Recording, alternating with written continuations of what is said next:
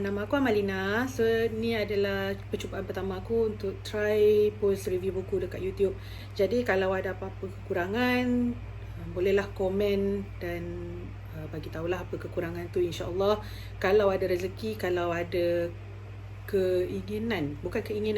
kesempatan untuk buat more videos, aku akan try untuk ambil all those comments lah. Let's kita teruskan dengan review kita pada hari ni lah. So hari ni aku nak review buku Hikayat Satria-Satria Sejati daripada Encik Hilal Ashraf. Basically, Hikayat Satria-Satria Sejati ni mengisahkan tentang seorang pemuda bernama Ariki yang bergabung tenaga dengan beberapa Sri Kandi dan pahlawan-pahlawan yang lain. Ariki and the gang lah, Ariki dan kawan-kawan menggambling tenaga, bergabung untuk melawan satu evil overlord ni yang dinamakan Lutelo. Lutelo ni adalah maharaja kepada kerajaan Mukan Ajar. Lutelo ni dikenalkan sebagai seorang maharaja yang ganas, panas baran, beremosi kuat, dan hanyut dalam keduniaan lah. Permulaan dalam chapter awal-awal ada menceritakan betapa istana dia mewah, dipenuhi gundik-gundik, dipenuhi dengan wanita berpakaian seksi untuk orang kata untuk melayan Lutelo ni lah. And then Ariki dia walaupun dia membesar dalam suasana macam ni, tapi dia tak pernah suka dengan keadaan Lutelo tu lah, dengan keadaan keduniaan macam ni. Walaupun pada masa tu Ariki masih belum Islam. Jadi pada ketika tu Ariki melawan, dan somehow masa dia melawan tu Lutelo nak masukkan dia dalam penjara. Lepas tu ada salah seorang daripada wirawan Muka Anjar ni dia macam kalau selalunya negara dia ada pahlawan utama, pahlawan kanan macam general ke something like that. So Muka Anjar ni dipanggil wirawan. So ada salah seorang daripada wirawan ni nama Uitur. Dia guna dia punya senjata, tak ingat sangat senjata tu apa. Rasanya macam tombak, bukan tombak lah, dia macam satu batang, a shaft. Dia ada kuasa elektrik dekat situ, dan dia nak rejat Ariki. And then masa tu somehow kuasa dalaman Ariki terkeluar dan menyebabkan Ariki mampu mengawal unsur elektrik, dan dia terbunuh Uitur dekat situ. Jadi dari situ dia terkejut, Ariki terkejut. Jadi Ariki pun pergi larikan dirilah. So bermulalah perjuangan Ariki. Start daripada situ, dia jumpa dengan kawan-kawan yang lain. Mula-mula dia jumpa Eifer dengan bapaknya Kabir. Lepas tu dia berjumpa dengan Mikael, Jelani, Runehara, dan perjalanan seterusnya berterusan lah. So kita dah dapat 5 whole books from that beginning. It's worth mentioning that Ariki ni bukan anak sebenar Lutelo. Dia adalah anak angkat kepada Lutelo. So kita kembali kepada review buku ni. Sepanjang pembacaan buku ni, this is not the first book daripada Encik Hilal Ashraf yang aku baca. Aku dah baca Saga Hero, aku baca Trilogi Takdir, dan juga 2 daripada buku standalone, which is Tetamu Tuhan 50 Hari dan juga Sumpahan Legenda. Jadi penulisan Encik Hilal ni bukanlah something yang totally new. And then disebabkan aku pun pernah baca buku-buku yang lain, I cannot help but to compare these books with the other books. Which aku nampak satu benda je yang aku rasa macam a little bit overdone dalam both series lah. This series sebenarnya 3 of the series, this Saga Hero, not Saga Hero, this Hikayat Satria-Satria Sejati, Saga Hero, and also the Trilogi Takdir, is that dia punya scene lawan tu terlampau macam overdone tau. Macam even dalam ini pun, setiap satu buku, ada 5 buku dekat sini, in each book akan ada scene Ariki berlatih untuk melawan unsur. Okay, dia penting lah nak menunjukkan yang Ariki tu berlatih. Tapi actually dah masuk buku keempat dan kelima ni, every scene latihan diorang aku sebenarnya skip, dan aku just skim through. That's why 2 buku ni aku boleh habiskan dalam masa 2 hari je. It's my own preference. Aku tahu ada orang yang suka benda-benda ni because it's very detailed, very very very detailed sebenarnya, dan dia ada explain lah macam mana kuasa kawalan unsur tu berfungsi sebenarnya, apa the science behind the kawalan unsur tu semua, which is very interesting. Tapi when it's shown in every book and almost every chapter pun ada keep on explaining the same thing, I felt that it's a little bit overdone. But it's nothing bad. Dia tak it doesn't really take away from the reading experience, sebab I still enjoyed the books. I will still recommend these books to people who ask me if there's any good book recommendation. Aku akan still recommend semua buku-buku ni lah. Cuma in my personal opinion, sometimes it's a little bit overdone. Another reason why I say it's overdone sebenarnya sebab aku ni jenis yang kurang sabar. Jadi bila aku baca part lawan, part berlatihan tu, aku macam, can we get to the ending already? Sebab aku just nak tahu apa yang jadi di pengakhiran cerita lah. So it's mostly on my preference, aku punya sendiri ketidaksabaran. Which also sebenarnya benda yang aku kata is the one thing yang I have to complain about is actually the one thing that makes these things good. Sebab dia membuatkan aku nak keep on membaca. Sebab you know, the build up, dia nak membuatkan aku macam, okay, what's next? Okay, dia dah nak lawan with Lakshmana who's getting very strong, and then secara tiba-tiba nak hampir kalah, tiba-tiba dia dapat kuasa baru, tiba-tiba ada orang ni datang untuk membantu and all that, and I'm like, oh my god, apa lagi nak jadi, something like that lah. Ini bukan kritikan, ni pun another observation yang aku perasan, because I cannot help but to compare, sebab aku dah baca dua-dua series antara trilogi takdir dengan DC Hikayat Satria Sejati. It has the same concept in which mula-mula ada a group of pahlawan yang lawan the antagonist, which is dalam ni adalah Lotelo, dalam trilogi takdir adalah Sang Ashura. Yes, Sang Ashura. And then dia kalah, and then the next adalah New Generation, which is our heroes and heroines lah, yang akhirnya akan bergabung tenaga dengan this old generation, and then diorang berlawan dan kalahkan the evil overlord. So just I cannot help to compare between these two lah, sebab aku dah baca dua-dua.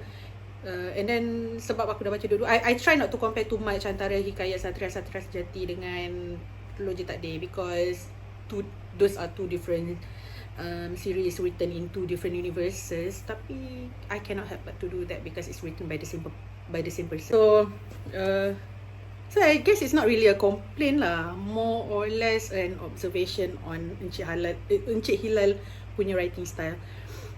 Aside from that, itu dari segi penulisan. Dari segi plot pula, dia punya plot twist, kejap berkulas. Dia punya plot twist at the end, pengakhiran Lutelo is very heartwarming, and then aku nearly cried sebenarnya, sebab at the end of the day sebenarnya Lutelo tetap masih menganggap Ariki anak dia. Dan Ariki pun, walaupun apa yang segala perbalahan, segala benda yang diorang berlawan, ketidaksetujuan dengan satu sama lain, at the end of the day Ariki pun dia mengakui Lutelo jaga dia sebagai anak. Lutelo dah besarkan dia. Jadi ending dia agak bittersweet juga. Aku menangis sikit lah. And then ada lagi satu karakter, nama dia Arata. Aku tak rasa aku akan mampu move on apa yang jadi dekat Arata, because he was just a kid. Dia cuma baru 10 tahun and then dia jadi macam tu. Again, it's another one thing yang bittersweet lah, because you know, aku teringat Encik Hilal ada pernah keluarkan satu tweet tahun lepas kot. Dia ada mention, dia ada tanya, patutkah dia bunuh karakter ni. Masa tu rasanya dia tengah on the way untuk tulis buku 4 dengan buku 5. And then aku ingat aku ada reply that tweet, and I said, if kematian karakter tu make sense to the stories, then don't be afraid to kill off a character lah. Tapi bila aku ingat balik, aku menyesal lah I gave that comment, because that comment definitely did not age well, sebab aku end up kecewa dengan apa yang jadi. But it's not a kecewa dalam in a bad way, kecewa in a very good way, sebab at the end of the day, yes, that death makes sense to the story. Kalau benda tu tak jadi, the next scenes, the next kejadian takkan jadi dalam buku ni. Jadi it's bad for me as someone yang dah attached to that character, but it's good storytelling, just in my opinion lah. So this video ada banyak spoiler. Nanti aku dekat tajuk aku akan letak spoiler alert lah. Another thing yang aku rasa macam kind of a plot hole jugalah, part Mikael. Mikael ni dia diperkenalkan daripada buku, I think dia keluar, dia memang buku satu lah. Mikael ni dia diperkenalkan sebagai someone yang dia tukang masak, yang sangat menghormati makanan sebagai rezeki. And then bila once dia dah, again spoiler alert, once dia dah jadi sultan kepada Tanah Suci, that point somehow macam dah hilang tau. Sedangkan itu adalah one of dia punya character points, which is dia adalah tukang masak yang menghormati rezeki dan tak sukakan pembaziran makanan lah. Sebab bagi dia makanan is rezeki, makanan. And sebagai tukang masak dia sangat menghormati benda tu. Jadi aku sebenarnya half expected to see bila Mikael dah sampai ke Bustanati dengan diorang-diorang yang lain, dia akan jadi one of those people yang sangat mementingkan makanan askar-askar ni tau. Sebab makanan tu yang akan menguatkan askar. Benda tu macam once dia jadi sultan je terus dia sebagai tukang masak tu dah tak diketengahkan lagi lah, which makes me feel like Mikael tu dah hilang dia punya sedikit of his identity lah. Tapi it's nothing too major, it's just something that I observe. And then ada juga beberapa scene yang aku marah. Aku macam dalam buku 4 lah terutamanya, masa yang Ariki nak kena train untuk menguasai what do they call it, the seni pertempuran maharaja dia panggil seni pertempuran maharaja sebenar or something like that.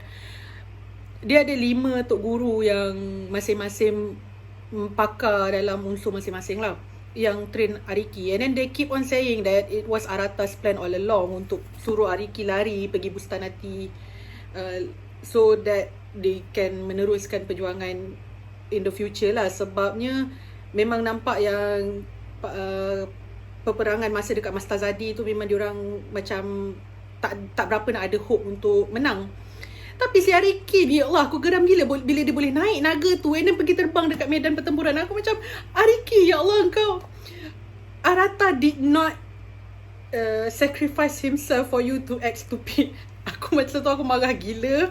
Aku macam, can you stop with your hero complex yang macam kenapa aku hero, kenapa aku ni kenapa aku maharaja sebenar, kenapa aku tak sanggup semua orang nak mati sebab aku.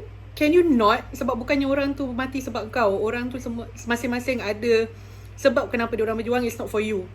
So can you stop acting macam orang tu semua berlawan sebab kau semata-mata? No, dia orang semua berlawan sebab nak menegakkan agama Allah, bukan sebab kau. It looks like I'm complaining, tapi sebenarnya that's another good writing, because kita tak semestinya kena suka watak utama.